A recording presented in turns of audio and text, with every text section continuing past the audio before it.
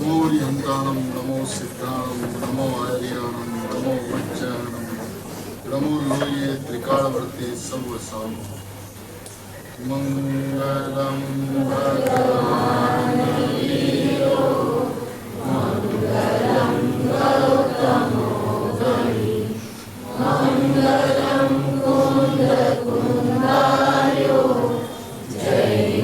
जैनधर्मोऽस्तु मंगलम्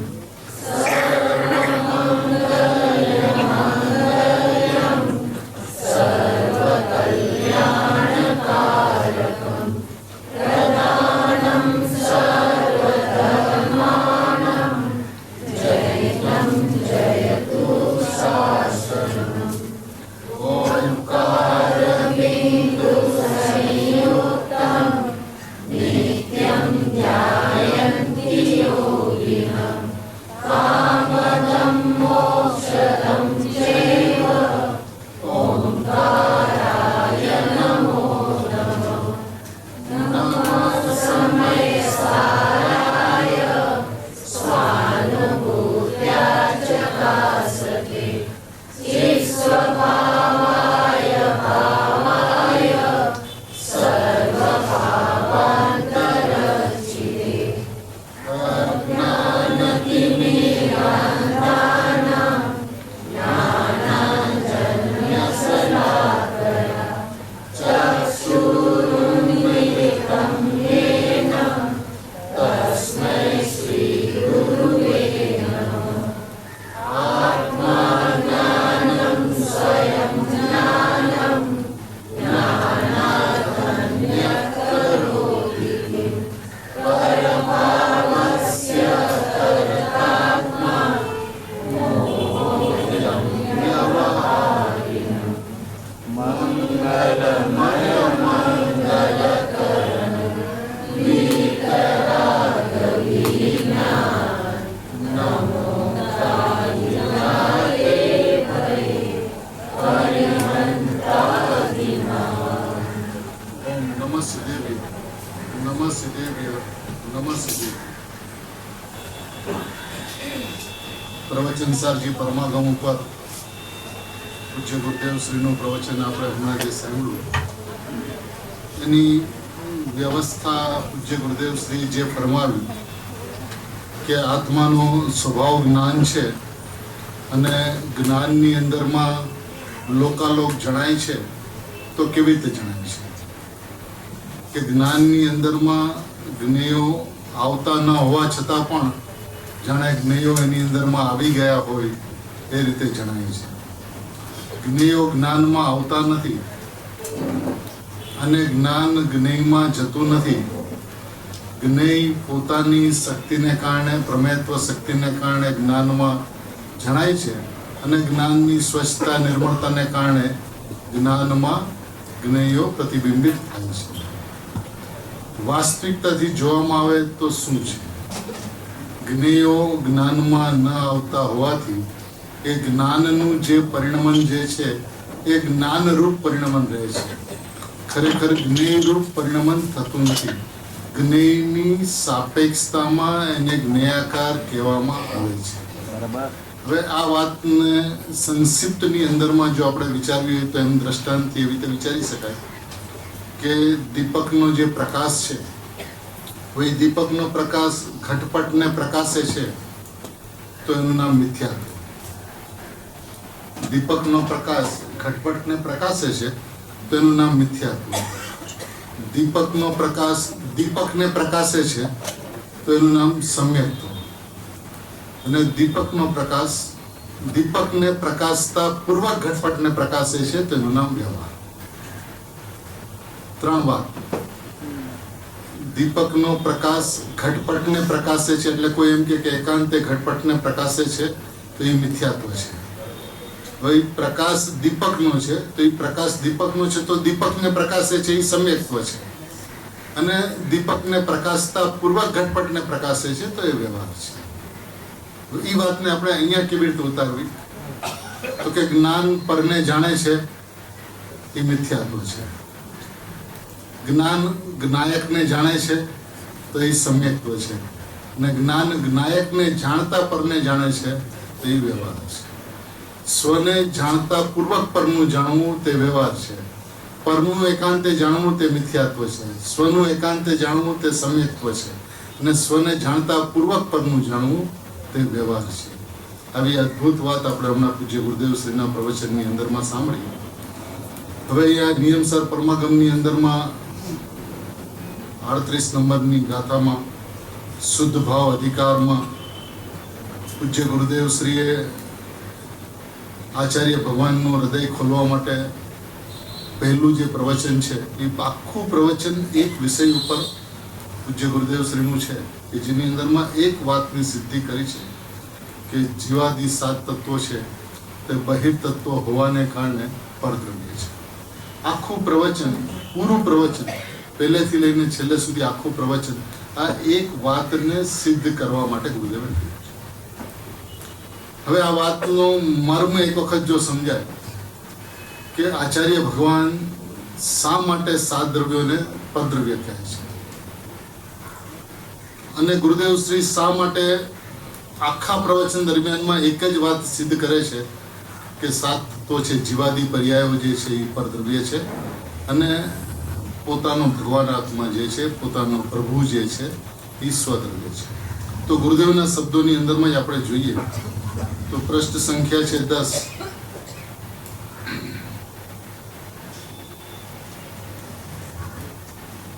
એમાં પૂજ્ય ગુરુદેવ શ્રી એમ ફરમાવે છે કે અહીંયા તો સંવર અને નિર્જરા જે રાગ રહિત દશા છે એ આત્મદ્રવ્યના આશ્રયે ઉત્પન્ન થઈ છે.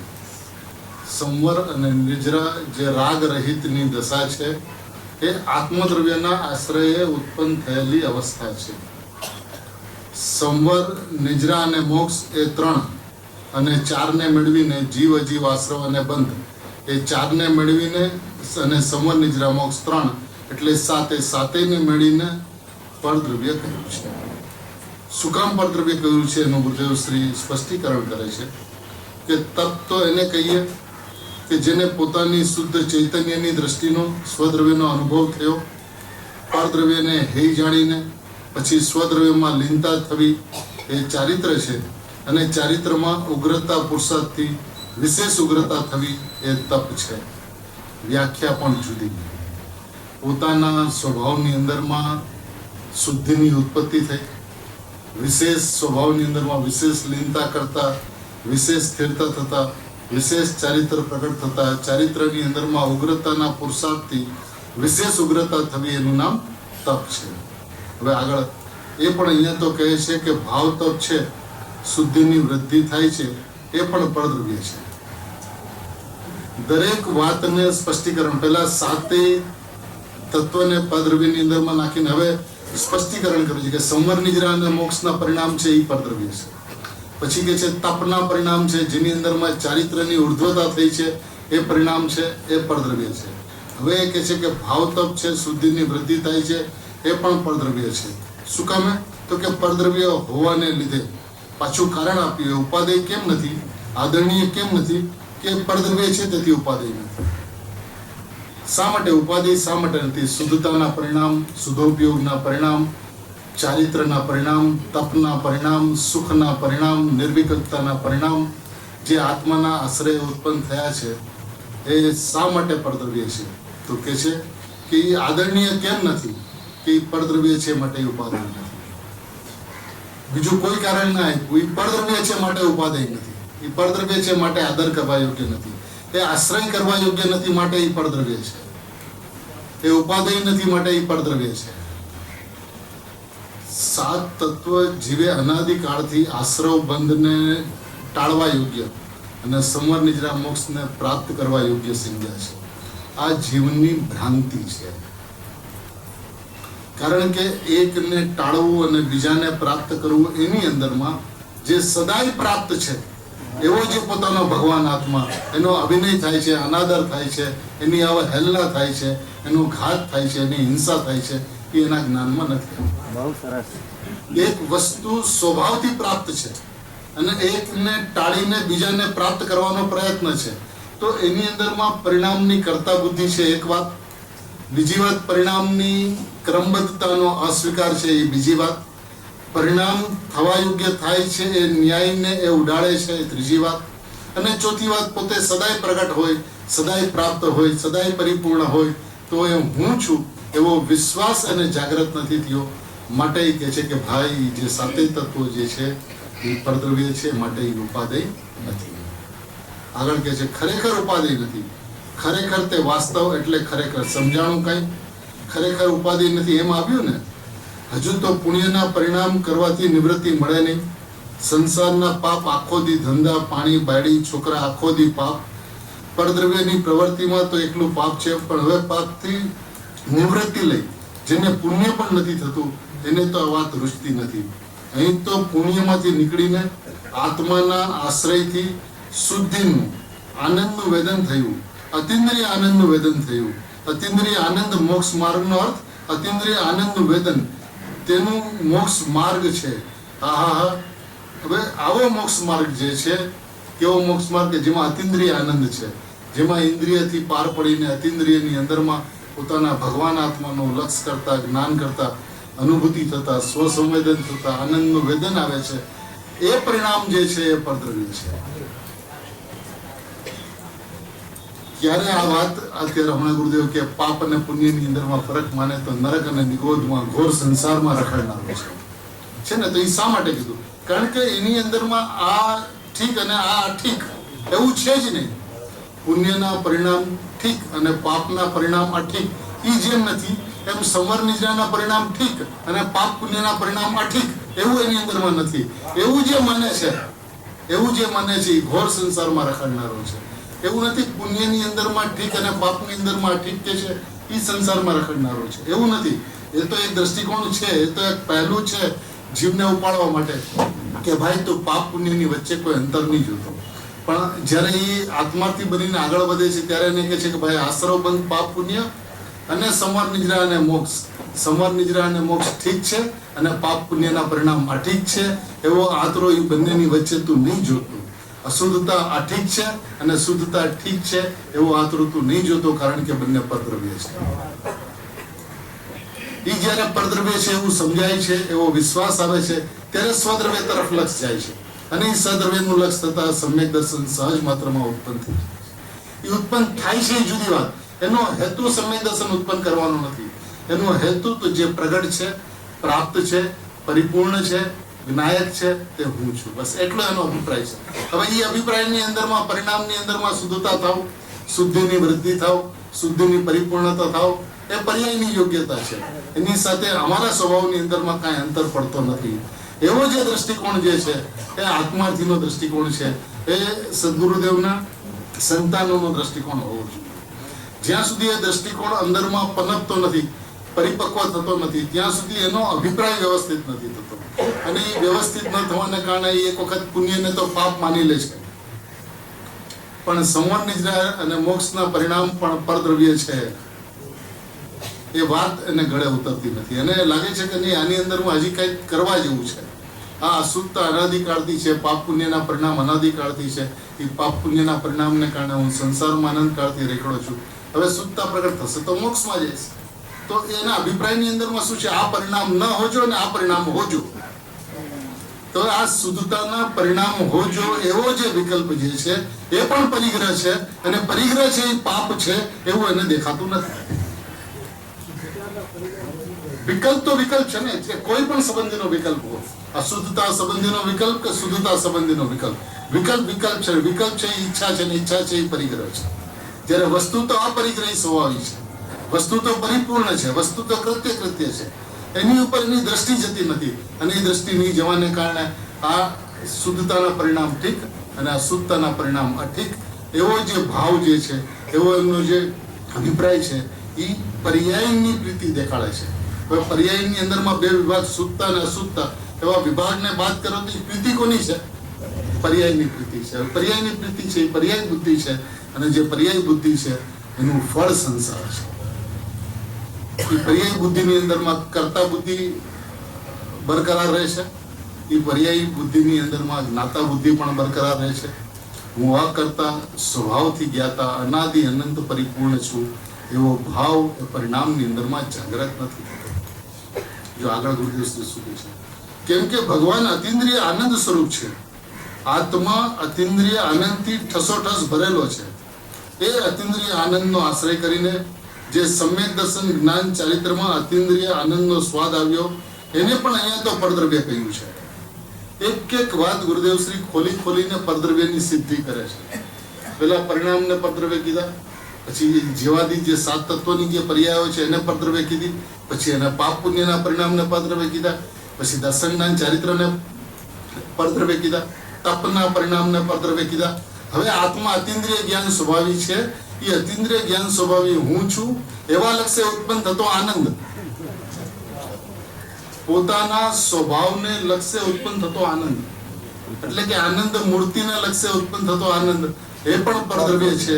એમ કહીને ગુરુદેવ શ્રી કહે છે પૂર્ણ નથી ને, એક સમયની પર્યાય છે ને. કેવળ જ્ઞાન પણ એક સમયની પર્યાય છે. કેવળ જ્ઞાન એ સાદી અનંતની પર્યાય નથી રહે છે સાદી અનંત, પણ એક સમયની પર્યાય છે. બીજા સમયે બીજું કેવળ જ્ઞાન, ત્રીજા સમયે ત્રીજું કેવળ જ્ઞાન. હા, કેવળ જ્ઞાન પર્યાય છે, ગુણ નથી, માટે એ પરદ્રવ્ય છે. ગુણીથી અભેદ છે એવો ભગવાન આત્મા જે છે એ સ્વદ્રવ્ય છે. ગુણ અને ગુણી એવો ભેદ એ પણ પરદ્રવ્ય છે. ગુણ અને ગુણી એવો ભેદ એ પણ પરદ્રવ્ય છે. તો પર્યાયની અંદરમાં કેવળ જ્ઞાનની જે પર્યાય જે છે એ પણ પરદ્રવ્ય છે, એ સ્વદ્રવ્ય નથી. સર્વોત્કૃષ્ટ પર્યાય કેવળ જ્ઞાનની પર્યાય શુદ્ધતાની અનંતતા જેમાં પ્રગટ થઈ ચૂકી છે, એવા પરિણામ પણ એક સમય વર્તી છે. અને હું ત્રિકાળ પરમાત્મા છું, તો હું સ્વદ્રવ્ય છું, તો કેવળ જ્ઞાનના પરિણામ પણ મને પરદ્રવ્ય છે. હું વસ્તુ છું, તો કેવળ જ્ઞાનના પરિણામ મને અવસ્તુ છે. એવી જેને સ્વભાવની ગરિમા આવે ને, એને એ ધ્રુવ જે વસ્તુ જે છે એ સદાય છે એવી એને મહિમા આવતા સહજ માત્રમાં પરિણતિ સ્વભાવ તરફ ચૂકી જાય છે. જો ઓલામાં ગયા હતા ને, શું કહેવાય, જાત્રાનું સ્થળ મથુરા. મથુરામાં બધા પંડિતો બેઠા હતા અને આ વ્યાખ્યા થઈ કે કેવળ જ્ઞાન પણ પર્યાય છે, ગુણ નથી. ત્યાં તો ખળભળાટ થઈ ગયો. આ શું કહે છે? ભગવાનનું કેવળ જ્ઞાન એક સમયમાં 3 કાળ 3 લોક દેખે એ પર્યાય છે. પ્રગટ થઈ છે એ પર્યાય છે. ધ્રુવ એ પ્રગટ થતું નથી અને ધ્રુવ આવરણમાં નથી આવતું. ત્રિકાળી ભગવાન ધ્રુવ પ્રગટ થતો નથી અને એને આવરણ નથી. સકાળ નિરાવણ પરમાત્મા, ત્રિકાળી આત્મા. બસ આવી વાતો છે. કેવળ જ્ઞાન જે છે એ સાઈક ભાવથી તન્મય છે. સાઈક ભાવ, કેવળ જ્ઞાન છે એ સાઈક ભાવ છે, એ પરિણામથી તન્મય છે. અને પરમ પારણામિક ભાવ જે છે એ અપરિણામીથી તન્મય છે. પરમ પારણામિક ભાવ જે છે, પંચમ ભાવ છે, એ અપરિણામીથી તન્મય છે. અને સાઈક ભાવ કેવળ જ્ઞાનના પરિણામ જે છે એ પર્યાયથી તન્મય છે. તો જે પર્યાયથી તન્મય હોય એ તો પરદ્રવ્ય જ હોય ને. હું સ્વદ્રવ્ય છું, તો પર્યાય માત્ર મને પરદ્રવ્ય છે. આગળ ગુરુદેવ શ્રી ફરમાવે છે, આવે છે ને 320 ગાથા, પાછળથી લેશે કદાચ. 320 કીધી છે, ત્યાં પાછળ આવ્યું છે. શું આવ્યું છે? જે સકાળ નિરાવરણ દ્રવ્ય સ્વભાવ છે એ તો સકાળ નિરાવરણ છે. જે પોતાનો દ્રવ્ય સ્વભાવ છે, જે આત્માનો સ્વભાવ છે, એ કેવો છે? સકળ નિરાવરણ. એને કોઈ પણ પ્રકારનું આવરણ છે નહીં. 4 ભાવોનું આવરણ, કે 4 ભાવોના અભાવની અપેક્ષાનું આવરણ એ નિરાવરણ ભાવને છે નહીં. એ સકળ નિરાવરણ જે સ્વભાવ છે એ સકળ નિરાવરણ છે. એ છે તો છે, બસ એ સકળ નિરાવરણ છે. એ સકળ નિરાવરણ છે. આચાર્ય ભગવંતોને અને જ્ઞાનીઓને એ સકલ નિરાવરણ ભગવાન આત્મા છે, એ આવરણથી રહિત છે એમ કેવું પણ પોસાતું નથી. એને તો બસ એ સકલ નિરાવરણ છે, એ સ્વાભાવિક નિરાવરણ છે. આ નાસ્તિવાચક વચન નથી, એ સ્વભાવ છે એનો નિરાવરણ. સદા એકરૂપ રહેતો, એને કોઈ પણ આવરણ કે આવરણના અભાવની અપેક્ષા સકલ નિરાવરણ પરમાત્માને નથી. એવી પોતાની વસ્તુ છે. ગુરુદેવ શું કહે છે? અખંડ એક પ્રત્યક્ષ પ્રતિભાસમય, પ્રત્યક્ષ થનાર, અવિનશ્વર, શુદ્ધ પારિણામિક પરમ ભાવ લક્ષણ, નિજ પરમાત્મા દ્રવ્ય એ જ ઉપાદેય છે. શું ઉપાદેય છે? નીચ પરમાત્મા દ્રવ્ય. હવે નીચ પરમાત્મા દ્રવ્ય કેવું છે? તો કે નીચ પરમાત્મા દ્રવ્ય છે. નીચ પરમાત્મા દ્રવ્ય એ જ ઉપાદેય છે. એટલે એનું વર્ણન એટલું જ કે નીચ પરમાત્મા દ્રવ્ય છે, એ નીચ પરમાત્મા દ્રવ્ય છે. બસ એનાથી આગળ કેવું હોય તો પછી વિશેષણ લગાડવા પડે છે. વાસ્તવિકતાથી જુઓ તો એ સકલ નિરાવરણ એવો જે પોતાનો ભગવાન આત્મા છે એ કેવો છે? તો કે છે કે એ અખંડ છે. એની અંદરમાં ગુણ અને ગુણી એવો ખંડ નથી. અરે આ દ્રવ્ય અને વિતરાગતાની પર્યાય એ ખંડ છે, અને ભગવાન આત્મા છે એ અખંડ છે. ખંડ છે એટલે ભેદ છે, અને ભગવાન આત્મા છે એ અભેદ છે, એ પોતે છે. તો કે એવી જે વસ્તુ જે છે એ અખંડ છે, એ એક છે, એ એક છે. બસ એની અંદરમાં અનેકતા નથી, એની અંદરમાં અનંતતા નથી, એ એક ભાવે છે. અનંત હોવા છતાં પણ અનંત અનંત ભાવે નથી, અનંત એક ભાવે છે. અનંત ગુણ જે છે આત્માની અંદરમાં એ એક ભાવે છે, માટે એ એક છે. એ પ્રત્યક્ષ પ્રતિભાસમય છે, પ્રત્યક્ષ પ્રતિભાસમય. સદાય પ્રતિભાસ નહીં, પ્રતિભાસમય. પ્રતિભાસ પર્યાયનો સ્વભાવ છે, પ્રતિભાસમય વસ્તુનો સ્વભાવ છે. એ વસ્તુનો જે સ્વભાવ જે છે એ પ્રત્યક્ષ છે, એ પ્રત્યક્ષ છે, એ અવિનશ્વર છે, એ શુદ્ધ પારિણામિક પરમ ભાવ લક્ષણ. એક વાત સમજવા જેવી છે કે પોતાનો નાયક ભાવ જે છે એનું લક્ષણ સામાન્યપણે જીવના લક્ષણની વાત આવે તો એમ કે ભાઈ જીવનું લક્ષણ ઉપયોગ છે, તો એ પ્રમાણની વાત છે. એટલે જીવનું લક્ષણ ઉપયોગ છે, એ પ્રમાણની વાત છે. પછી સમ્યક દર્શનની વાત આવે, સમ્યક જ્ઞાન આત્માનો અનુભવ થયો, એનું લક્ષણ શું છે? તો આચાર્ય ભગવાન કે સ્વસંવેદન એનું લક્ષણ છે. અનુભવનું લક્ષણ સ્વસંવેદન, સામાન્ય જીવનું લક્ષણ ઉપયોગ. પણ શુદ્ધાત્મા જે છે, ભગવાન આત્મા છે, એનું લક્ષણ શું છે? તો કે ભગવાન આત્મા અપરિણામી છે, તેનું લક્ષણ પણ અપરિણામી છે. અપરિણામીનું લક્ષણ પરિણામ એ પ્રમાણ દ્રવ્યની વાત છે, અને અપરિણામી જે દ્રષ્ટિનો વિષય છે એનું લક્ષણ પરમ પારિણામિક ભાવ એ અપરિણામી લક્ષણ છે. જો અહીંયા કે છે અવિનશ્વર શુદ્ધ પારિણામિક પરમ ભાવ લક્ષણ. આ પરમ પારિણામિક ભાવ જે છે, શુદ્ધ પારિણામિક ભાવ છે, એ પરમ ભાવ લક્ષણ છે. એ લક્ષણ પરમ ભાવ છે, પરમ ભાવ છે, પરમ ભાવ છે. એટલે એ અપરિણામી એનું લક્ષણ છે. અપરિણામી વસ્તુનું લક્ષણ પણ અપરિણામી છે, માટે એ સંપૂર્ણ વસ્તુ છે. એ પૂરો અંશી છે, એ અંશ નથી. એ દ્રષ્ટિનો પૂરો વિષય છે, માટે એને ભાઈ અંશ રૂપે તું નહીં જોતો, એને પૂર્ણ સત્તા રૂપે જોઈએ. એ પરમ પારિણામિક ભાવ એ પરમ લક્ષણ છે. એ પરમ પારિણામિક એ પરમ ભાવ છે, અને પરમ ભાવ જે છે એ લક્ષણ છે. ચાર ભાવ છે એ અપરમ ભાવ છે. ઉદય ઉપસમ સયોપસમ અને સાહિત એ ચાર ભાવ પરિણમતા ભાવ અપરમ ભાવ છે, અને પરમ પારિણામિક એ પરમ ભાવ છે. અને પરમ ભાવ લક્ષણ એ શું છે? તો કે નીચ પરમાત્મા તત્વ દ્રવ્ય, નીચ પરમાત્મા દ્રવ્ય એ જ ઉપાદેય છે. ધર્મી નીચ પરમાત્મા દ્રવ્યનું ધ્યાન કરે છે, ખંડ ખંડ જ્ઞાનનું ધ્યાન નથી કરતો ભાઈ. એમાં આવે છે, આમાં છે શું છે? એમાં કે જે સકલ નિરાવરણ અખંડ એક પ્રત્યક્ષ પ્રતિભાસમય છે, પર્યાય તેનું ધ્યાન કરે છે, પર્યાય એને માને છે. પર્યાય એમ માનતી નથી કે હું પર્યાય છું. પર્યાય એમ માને છે કે જે સકળ નિરાવરણ અખંડ એક પ્રત્યક્ષ પ્રતિભાસમય અવિનશ્વર શુદ્ધ પારિણામિક પરમ ભાવ લક્ષણ નીચ પરમાત્મા દ્રવ્ય તે જ હું છું. નીચ પરમાત્મા દ્રવ્ય તે હું છું. સમજાણું કાંઈ? પર્યાય એમ જાણે છે કે આવું જે તત્વ જે છે, આવું જે દ્રવ્ય જે છે તે હું છું એમ જોવે છે. અને એમ જોતા જે નિર્મળતાની પર્યાય ઉત્પન્ન થઈ, શુદ્ધતાની પર્યાય ઉત્પન્ન થઈ, સંવર નિજરાની પર્યાય ઉત્પન્ન થઈ, અમને પરદ્રવ્ય છે. જેવો સ્વભાવ છે એવો સ્વભાવને જોતા એ પરિણામ એમ નથી કહેતી કે હું પરિણામ દ્રવ્યનું લક્ષ કરું છું. એ એમ કહે છે કે હું દ્રવ્ય છું, હું પરમાત્મા તત્વ છું, હું પરમાત્મા તત્વ છું એવું લક્ષ્ય કરતા, એવી દ્રષ્ટિ કરતા જે પરિણામ ઉત્પન્ન થાય છે એમને પરિણામ પરદ્રવ્ય છે. જે છું એ સ્વદ્રવ્ય, અને જે ઉત્પન્ન થાય એ પરદ્રવ્ય. તો એ શુદ્ધતાના પરિણામ, સમ્યક દર્શનના પરિણામ, સમ્યક ચારિત્ર્યના પરિણામ એ ઉત્પન્ન થાય છે, એ બધા અમને પરદ્રવ્ય છે. એક વખત આ નીચ પરમાત્મા તત્વને નીચ પરમાત્મા ભાવે જે જોવે છે એને બાકી કઈ વિશાળ અંદરમાં આવે, જેની પાસે અબજો રૂપિયા છે એને 1 રૂપિયાની શું કિંમત? ન હોઈ શકે એની કિંમત, કારણ કે એની પાસે અબજો છે.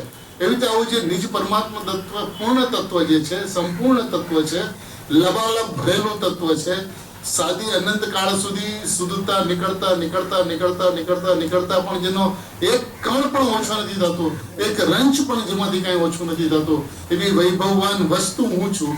તો એ જેને સ્વદ્રવ્ય ભાષે છે એને કેવળ જ્ઞાન પરદ્રવ્ય ભાષે, એમાં કોઈ નવીનતા નથી. આવા સ્વભાવની જેને મહિમા આવે છે એ આત્માર્થી છે. આવા સ્વભાવની જેને મહિમા આવે છે એ ગુરુદેવનો સંતાન છે. આવા સ્વભાવની જેને મહિમા આવે છે એ સ્વભાવની અંદરમાં લીન થશે ને થશે. વાત સમ્યક દર્શનની નથી, વાત સ્વભાવની મહિમાની છે. સમ્યક દર્શન થાવ કે ન થાવ, આજ થાવ કાલ થાવ કે ગમે ત્યારે થાવ, મને એની અપેક્ષા નથી, કારણ કે હું પરિપૂર્ણ જ્ઞાયક તત્વ છું. આ નિશ્ચયાભાસ નથી, આ સ્વભાવની મહિમા છે. અને સ્વભાવની મહિમામાં નિશ્ચયાભાસ થતો નથી, નિશ્ચયનો અભ્યાસ થાય છે, એટલે કે નિશ્ચયની અનુભૂતિ થાય છે. એ ખરેખર વાસ્તવિકતા છે. જે જીવને આ વસ્તુની વ્યવસ્થા સમજાય છે તો બસ આ નિજ પરમાત્મા દ્રવ્ય તે જ હું છું. નિજ પરમાત્મા દ્રવ્ય એ જે જ્ઞાની છે, સાધક છે, મુનિરાજ છે, એ જે તત્વને ભાવે છે એ ખંડ ખંડ જ્ઞાનને ભાવતા નથી. તો આત્માર્થીને શું કરવું જોઈએ? એને અખંડને ભાવવું જોઈએ, ખંડ ખંડને ન ભાવવું જોઈએ. સમ્યક દર્શન, સમ્યક જ્ઞાન અને સમ્યક ચારિત્ર ખંડ જ્ઞાન છે. વસ્તુ જે છે, ભગવાન આત્મા જે છે એ અખંડ સ્વભાવી એક વસ્તુ છે. અને અખંડને ભાવી નથી, એને હંમેશા ખંડને ભાવી છે. તો એવું તો જ્ઞાનીઓ કરતા નથી, એવું જ્ઞાનીઓ ભાવતા નથી. જ્ઞાનીઓ એક શુદ્ધાત્માને ભાવે છે. એક શુદ્ધાત્માને ભાવે છે તો દર્શન જ્ઞાન ચારિત્રનો જન્મ થાય છે. તમે એને વ્યવહાર કીધું છે. ગુરુદેવ શ્રી કે શુદ્ધાત્મા તે નિશ્ચય અને દર્શન જ્ઞાન ચારિત્રના પરિણામ, સમ્યક દર્શન જ્ઞાન ચારિત્રના પરિણામ તે વ્યવહાર છે. જેમાં ભેદ પડે છે, જેમાં બે પણ ઉભું રહે છે એ વ્યવહાર છે. જેમાં એક ઉભો રહે છે એ નિશ્ચય છે. અને એકને ઉભો નથી રાખ્યું ક્યારે, આ એકને ઉભો રાખવાનો સમય છે. ગુરુદેવ મળ્યા એક શુદ્ધાત્માને બતાવવા માટે, એક નિજ પરમાત્મા દ્રવ્યને બતાવવા માટે, જે સકલ નિરાવરણ અખંડ એક પ્રત્યક્ષ પ્રતિભાસમય અવિનશ્વર શુદ્ધ પારિણામિક પરમ ભાવ લક્ષણ નિજ પરમાત્મા દ્રવ્ય તે જ હું છું, તે જ હું છું, તે જ હું છું. પછી એની પર હુંપણાનું વજન એ નિજ પરમાત્મા દ્રવ્ય ઉપર આવે, એની મહિમા છે. અને એને એ સ્વદ્રવ્ય થયું તો એને છોડીને જે કાંઈ પણ છે પછી ચાહે મોક્ષના પરિણામો હોય તો પણ એને એ પરદ્રવ્ય છે.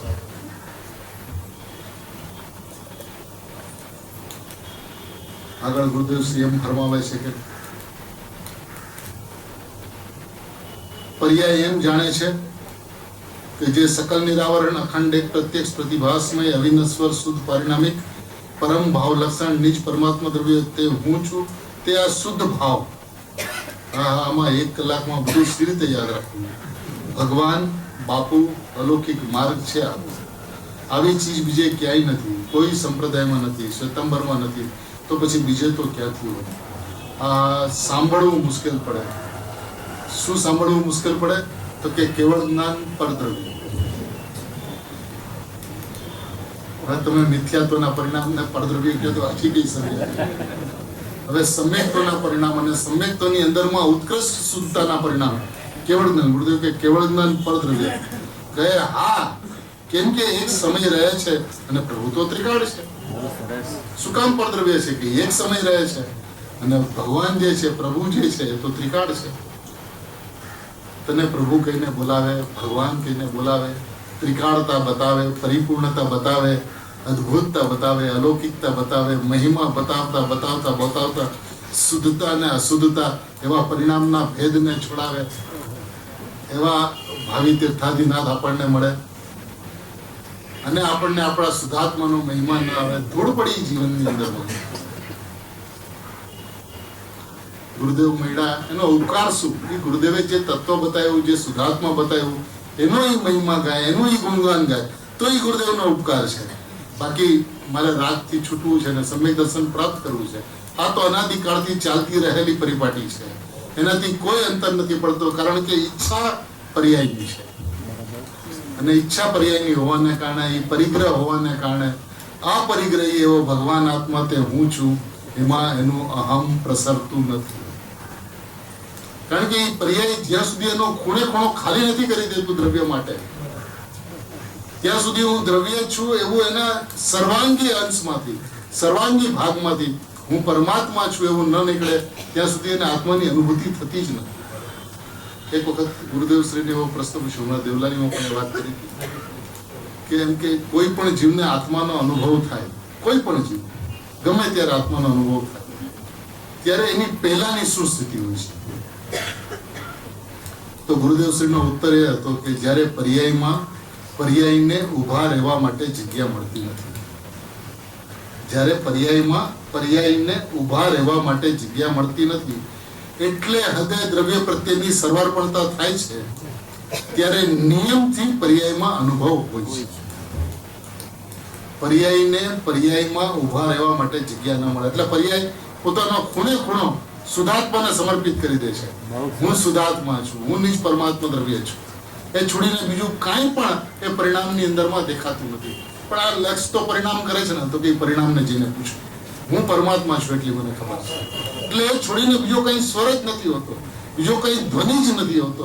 એનું નામ પર્યાય છે, જે પર્યાય પોતાનું સર્વસ્વ જ્ઞાયકને સમર્પણ કર્યું છે અને એ જ્ઞાયકની સમર્પણતાની અંદરમાં નિયમથી પર્યાયની અંદરમાં અનુભવ હોય છે. એનાથી કુદરત બંધાયેલું છે. જે બેનશ્રી કહે છે ને, એનાથી કુદરત બંધાયેલું છે. ન તો 14 બ્રહ્માંડને શૂન્ય થવું. એ 14 બ્રહ્માંડને શૂન્ય થવું પડે એનો મતલબ શું? કે શુદ્ધાત્મામાંથી ઉગેલી ભાવના, ચેતનમાંથી ઉગેલી ભાવના કે હું પરિપૂર્ણ જ્ઞાયક ચેતન છું, એ ભાવનાની અંદરમાં શુદ્ધાત્માની અનુભૂતિ ન થાય એવું 3 કાળમાં બનતું જ નથી. અનાદિ અનંત કાળમાં એવો કોઈ પ્રસંગ બનતો જ નથી કે શુદ્ધાત્મામાંથી ઉઠેલી ભાવના હોય, નીચ પરમાત્મા દ્રવ્ય તે જ હું છું એવો વિશ્વાસ હોય અને શુદ્ધાત્માની અનુભૂતિ ન થાય, ન ભૂતો ન ભવિષ્ય. ગુરુદેવ શ્રી કહે છે કેવળ જ્ઞાન પરદ્રવ્ય કહે હા, કેમ કે એક સમય રહે છે ને પ્રભુ તો ત્રિકાળ છે. વર્તમાન ત્રિકાળ ધ્રુવ છે. એ ત્રિકાળીને અહીંયા શુદ્ધ ભાવ કયો છે. એ શુદ્ધ ભાવની અપેક્ષાથી વર્તમાન પર્યાય જે સાથે છે એ ઉપાદેય નથી. એ સંવર, નિદ્રા અને મોક્ષ ઉપાદેય નથી. કેમ કે એમના આશ્રય તો વિકલ્પ ઉત્પન્ન થાય છે. અંતરના આશ્રયથી મોક્ષ માર્ગ ઉત્પન્ન થયો, પણ મોક્ષ માર્ગની પર્યાયનો આશ્રય કરે તો રાગ ઉત્પન્ન થાય છે. પર્યાયના આશ્રયથી તો રાગ થાય છે. ત્રિકાળી ભગવાન એક સમયમાં પૂર્ણાનંદનો નાથ છે. બસ એવી પોતાની વસ્તુ છે. એ પર્યાયની સામું જોવે તો રાગ ઉત્પન્ન થાય છે, વિકલ્પ ઉત્પન્ન થાય છે, અને પોતાના સ્વભાવની સામું જોવે છે તો આનંદ ઉત્પન્ન થાય. આનંદ મૂર્તિની સામે જોતા આનંદ ઉત્પન્ન થાય અને આનંદની સામે ઉત્પન્ન જતા દુઃખ ઉત્પન્ન થાય, એવી વ્યવસ્થા છે. માટે આનંદ મૂર્તિ હું છું એવા પોતાના સ્વભાવને જોતા આનંદનો ઢગલો થાય છે અને એ આનંદ એવા ભેદ ઉપર એની દ્રષ્ટિ જાય છે તો વિકલ્પ, દુઃખ અને રાગ છોડીને બીજું કાંઈ જ નથી. માટે એને વસ્તુને સીધું જોવાનું વિધાન છે. શું વિધાન છે? કે કેવળ જ્ઞાન પરદ્રવ્ય, કેવળ જ્ઞાનની મૂર્તિ એવો પોતાનો ભગવાન આત્મા તે સ્વ. આ સ્વદ્રવ્ય અને પરદ્રવ્યનો વિભાગ છે. અને જ્યારે ખરેખર એના પરિણામ પરદ્રવ્ય દેખાય છે તો એને કર્તા કર્મ સંબંધ મટી જાય છે. કારણ કે બે દ્રવ્યની વચ્ચે કર્તા કર્મ સંબંધ હોતો નથી. હવે તમે પર્યાયને પરદ્રવ્ય કીધું એટલે આત્મા કર્તા અને પરિણામ એનું કર્મ, એ વાત સમાપ્ત. એટલે અનાદિકાળથી જે દોષની જે જળ હતી કે રાગનો કરતા તો નહીં પણ જ્ઞાનનો કરતા તો છું ને. રાગનો કરતા નથી, ચાલો ભાઈ રાગ એ આત્માનો સ્વભાવ નથી, પણ જ્ઞાનનો કરતા છું કે નહીં, તો કે એ તો પરદ્રવ્ય છે ને, ઉત્પન્ન થતા પરિણામ પરદ્રવ્ય છે ને. તો એ પરદ્રવ્ય છે તો મને એની સાથે કરતા કર્મ સંબંધ હોઈ શકે નહીં. અકર્તા માત્ર વસ્તુ એવી સ્વભાવની દ્રષ્ટિ થતા અને કરતા કર્મની વ્યવસ્થા સ્પષ્ટ થઈ જાય છે. એ પરિણામના કરતા કર્મ તો પરિણામની અંદરમાં છે, પરિણામના સટકારક પરિણામની અંદરમાં છે. પરિણામમાં જે થાય છે એની તત્સમયની યોગ્યતાથી થાય છે. મારે એની સાથે કોઈ પણ પ્રકારનો સંબંધ નથી. જ્યારે ગુરુદેવ શ્રી કેવળ જ્ઞાન પરદ્રવ્ય કહે ત્યારે વાત સમજવા યોગ્ય છે કે ગુરુદેવ શ્રીનું હૃદય શું કહે છે, અંતરંગ શું કહે છે. એને ત્રિકાળી ભગવાન આત્મા છે એ અંતર તત્વ છે, અને આ 7 તત્વ છે એ બહિર તત્વ છે. બહિર તત્વ છે એટલે સંયોગી ભાવ છે. કેવળ જ્ઞાન સંયોગી ભાવ છે, ત્રિકાળ સ્વભાવ નથી. પોતાનો શુદ્ધાત્મા જે છે એ સ્વભાવ છે, શુદ્ધ ભાવ જે છે એ સ્વભાવ છે. એ પરિપૂર્ણ એકરૂપ રહેતો અપરિણામી ભાવ જે છે એ પરમ પરિણામિક ભાવ છે, એ સ્વભાવ છે. અને કેવળ જ્ઞાન છે એ પ્રભાવ છે, કેવળ જ્ઞાન છે એ વ્યવહાર છે, કેવળ જ્ઞાન છે એ અવસ્તુ છે. એવું જેને સમજાતું નથી એને કહે છે કે ભાઈ તારે આ વાતને તો સમજવી પડશે. આ વાત સમજ્યા વિના છુટકારો નથી. જ્યારે પણ તું સમજ, આજે સમજ, કાલે સમજ, ગમે ત્યારે સમજ, તારી સ્વતંત્રતા છે. તારી પર્યાયની તત્સમયની યોગ્યતાના સમયે સમજીશ. પણ આ વાત સમજ્યા વિના છુટકારો તો નથી. સમજવાનું તો આ છે કે કેવળ જ્ઞાન પરદ્રવ્ય છે, સિદ્ધિ સર્વોત્કૃષ્ટ વાત. એટલે એમ કે નાસ્તિમાં પણ સર્વોત્કૃષ્ટ લીધું, અને અસ્તિમાં પોતાનું તત્વ તો સર્વોત્કૃષ્ટ છે જ. સમર બીજા તો છે પરદ્રવ્ય, પણ મોક્ષ છે એ પરદ્રવ્ય છે, કેવળ જ્ઞાન છે એ પરદ્રવ્ય છે. એ વાત જેને સમજાય છે, અને એ સમજાય છે કે પર્યાયની શુદ્ધતા છે. પર્યાયની શુદ્ધતા છે તો એ નવી ઉત્પન્ન થઈ છે, સમય સમય પલટાય છે, સમય સમય બદલાય છે, સમય સમય નવું નવું કેવળ જ્ઞાન થાય છે. ભલે એવું ને એવું હોય, પણ એ નથી રહેતું. તો એ પલટતું બદલાતું એક સમયનું જ્ઞાન છે. જ્યારે હું તો હર સમય એકરૂપ રહેતો, ત્રિકાળ સદાય વર્તમાન વર્તમાન વર્તમાન વર્તમાન વર્તમાન વર્તમાન વર્તમાન એવી પરિપૂર્ણ વસ્તુ જે છે તે હું છું, હું છું, હું છું. એવું જ્યારે પોતાના સ્વભાવનો મહિમા આવે છે, ત્યારે પોતાને છોડીને જે કાંઈ પણ છે એ મને પર કરે છે. મારા છોડીને જે કાંઈ પણ છે, ત્રિકાળ સ્વભાવ છોડીને, ત્રિકાળ નાયક ભાવ છોડીને, પરમાત્મા ભાવ છોડીને, પ્રભુને છોડીને, પરમાત્માને છોડીને, પરમ પરિણામિક ભાવને છોડીને, શુદ્ધાત્માને છોડીને, નાયક તત્વને છોડીને જે કાંઈ પણ છે એ બધું મને પરદ્રવ્ય પર ભાવ અને છે. આ વાત સમજે છૂટકો છે. આચાર્ય ભગવાનના હૃદયને 8 પંક્તિની અંદરમાં આચાર્ય ભગવાનની ટીકા છે. 3.5 પાના, 35 પાનાની અંદરમાં એમાં ગુરુદેવનું પ્રવચન છે. હવે આ એક વાત, એ 7 તત્વોનો સમૂહ પરદ્રવ્ય છે, એના માટે આખું પ્રવચન ગુરુદેવ શ્રી. તો એ વાતની મહત્તા કેટલી છે, એ વાતની અદ્ભુતતા કેટલી છે, એ જીવને સમજાણ નથી. માટે એની ઉપર વચન દે છે, એની ઉપર જોર દે છે કે ભાઈ તારો આવો સ્વભાવ છે, એને તું સમજ. ભાઈ એક વખત તારા સ્વભાવની સામે તે તારા સ્વભાવને સ્વભાવથી નથી જોયું, સ્વભાવને સ્વભાવથી જોવાની ટેવ પાડવી જરૂરી છે. નહીં પક્ષથી નહીં જો સ્વભાવને, કારણ કે નહીં પક્ષ હંમેશા સાપેક્ષ હોય છે. નિરપેક્ષ નયા મિથ્યા, નિરપેક્ષ નહીં હોતી જ નથી, નહીં હંમેશા સાપેક્ષ હોય છે. એટલે નિશ્ચય નહીંથી તમે વસ્તુને જોવો, એનો મતલબ પ્રતિપક્ષ વ્યવહાર નહીં ઉભો થાય છે. કોઈ વ્યક્તિ એમ કે ભાઈ નિશ્ચય નહીંથી આત્મા શુદ્ધ છે, એનો અર્થ એમ થાય કે વ્યવહાર નહીંથી આત્મા અશુદ્ધ છે. તો આત્મા અશુદ્ધ છે કોઈ પણ અપેક્ષા, કે ત્રિકાળ શુદ્ધ છે, સદાય શુદ્ધ છે, સ્વાભાવિક શુદ્ધ છે. એને નિગોદની અવસ્થા કે મોક્ષની અવસ્થાથી અત્યંત અપ્રભાવિત રહેશે. કંઈ પણ અંતર બંને પરિસ્થિતિઓની અંદરમાં એ ભગવાન આત્માને પડતો નથી. તો બંને કોઈ પણ સ્થિતિની અંદરમાં જે અત્યંત અપ્રભાવિત રહેતો હોય એ તો સ્વભાવથી શુદ્ધ છે. એ સ્વભાવથી શુદ્ધ છે, બસ એ હું છું. સ્વભાવથી શુદ્ધ છે તે હું છું, સ્વભાવથી શુદ્ધ છે તે હું છું. તો એને સ્વભાવથી જોવાની ટેવ પાડવાની છે, અપેક્ષાથી નહીં. અપેક્ષાની અંદરમાં તો જ્યારે જોશે ત્યારે એને એમ થશે કે પાપ પુણ્ય જે છે એ અશુદ્ધતા છે, અને સંવાર નિજરા મોક્ષ છે એ શુદ્ધતા છે. અશુદ્ધતા ટાળવા યોગ્ય છે અને શુદ્ધતા પ્રગટ કરવા યોગ્ય છે. આ બંને પરિસ્થિતિની અંદરમાં પર્યાયનું મહત્વ એને છૂટતું નથી. એકનો એને ત્યાગ કરવો છે, એકનું એને ગ્રહણ કરવાનું છે. ગ્રહણ કરવાની કોઈ વ્યવસ્થા નથી, કારણ કે સ્વભાવનો કોઈ દિવસ ત્યાગ થયો જ નથી. ત્યાગ કરવાની કોઈ વ્યવસ્થા નથી કે પરભાવ ક્યારે સ્વભાવ રૂપે થયા નથી. પરભાવ સ્વભાવ રૂપે નથી થયા અને સ્વભાવ પરભાવ રૂપે નથી થયો. તો જેનું ગ્રહણ છે એનો કોઈ દિવસ ત્યાગ નથી થયો, અને જેનો ત્યાગ છે એનો કોઈ દિવસ ગ્રહણ નથી થયો. તો પણ થયું તો શું? તો કે માન્યતાની અંદરમાં વસ્તુ જેવી છે એવી ન માની. આ એનો દોષ. વર્તમાન પરિણામની અંદરમાં વસ્તુ જેવી છે એવી એને ના માનવી, જેવી નથી એવી માની. તો જેવી નથી એવી માની એનું નામ ભ્રાંતિ, એનું નામ સંસાર. અને જેવી છે એવી માને એનું નામ સંવર, નિજરા અને મોક્ષ. બસ આ આટલો સંસાર અને મોક્ષની પરિભાષાઓ છે. આની બહાર સંસાર અને મોક્ષ છે નહીં. 5 ઇન્દ્રિયના વિષયો, સંયોગો, આ બહારના ઉદય ભાવો એ આત્માનો સંયોગ છે જ નહીં. એ બધા નો કર્મના સંયોગો છે. આ બહારમાં જે કુટુંબ, પરિવાર, ઇજ્જત, આબરૂ, પૈસા ઇત્યાદિ જે કંઈ પણ છે એ નો કર્મનો સંયોગ છે. આત્માનો સંયોગ છે જ નહીં. આત્માનો સંયોગ શું છે? તો કે સમય સમય ઉત્પન્ન થતી પર્યાય જે છે એ આત્માનો સંયોગ છે. જેનો ઉત્પાદ થાય છે, જેનો વ્યય થાય છે, જેનો સંયોગ થાય છે, જેનો વિયોગ થાય છે, બસ એ સંયોગી ભાવ છે. હું તો એનાથી ભિન્ન, સ્વભાવ ભાવે ત્રિકાળ એકરૂપ રહેતો, પરિપૂર્ણ ભાવે રહેતો જ્ઞાયક માત્ર વસ્તુ છું. નિજ પરમાત્મા દ્રવ્ય તે જ હું છું. એ વાત દિવસ રાત આત્માર્થીઓએ ભાવવા જેવી છે.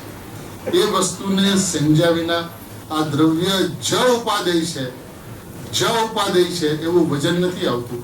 અને પર્યાય હેય છે એવી હેયતા નથી ભાસતી. એટલે એ હેયતા નહીં ભાસવાને કારણે અને પર્યાયની અંદરમાં કાંઈ પ્રગટ કરવાની ભાવનાને કારણે સદાય પ્રગટ જે છે એવો પોતાનો ત્રિકાળી જ્ઞાયક ભાવ, એની અવહેલના, એની હિંસા, એની અનાદર, એની ઘાત સમયે સમયે પોતે કરવાનો છે.